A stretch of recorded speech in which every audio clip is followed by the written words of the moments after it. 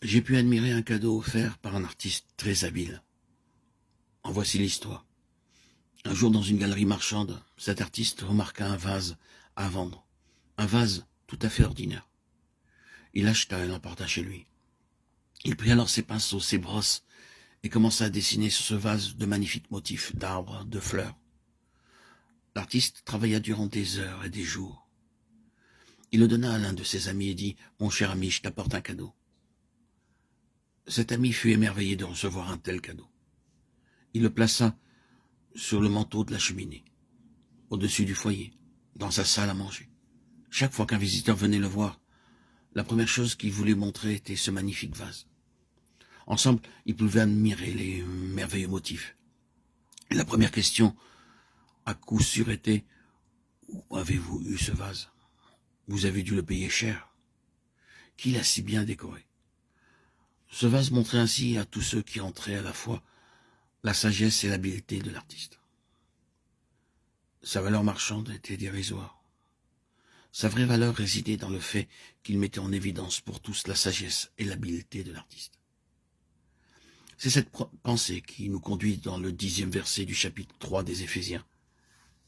C'est pourquoi les dominations et les autorités dans les lieux célestes connaissent aujourd'hui par l'Église la sagesse infiniment variée de Dieu.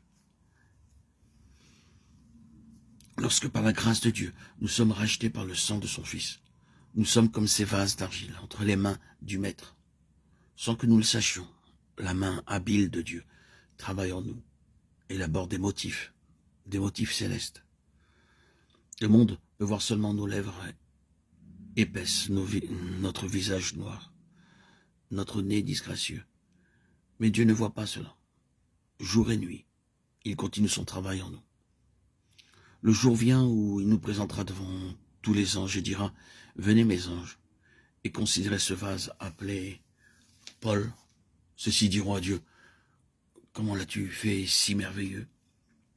Nous savions que cet homme, sans beauté, sans valeur aucune, vivait à Hyderabad, aux Indes. Mais, ô Dieu, il se présente à nous maintenant si merveilleux. Dis-nous, comment d'un être humain sans valeur, avec un visage noir et disgracieux, as-tu fait une telle merveille? Oui, mais les anges nous admireront dans les cieux. Je ne vous raconte pas ici des contes de fées, mais la vérité tirée de la parole de Dieu. Quand nous verrons notre Seigneur face à face, nous serons semblables à lui. Nous serons admirés par toutes les armées célestes.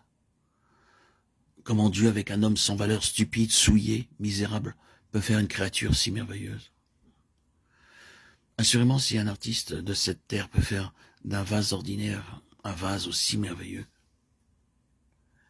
Dieu peut aussi accomplir ce miracle.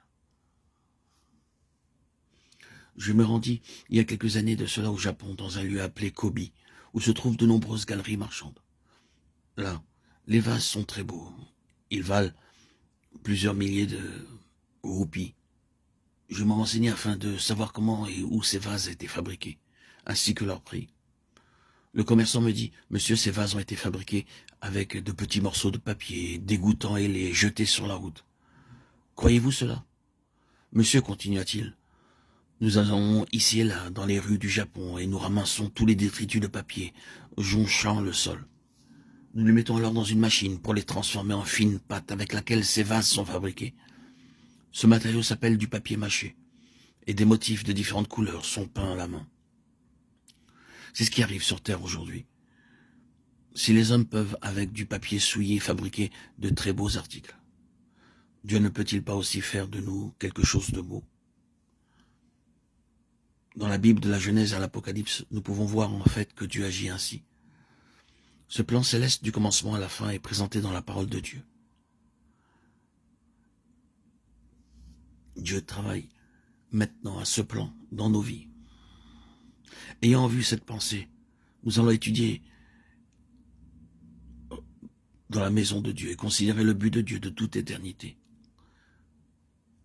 Manifester sa gloire en nous et par nous.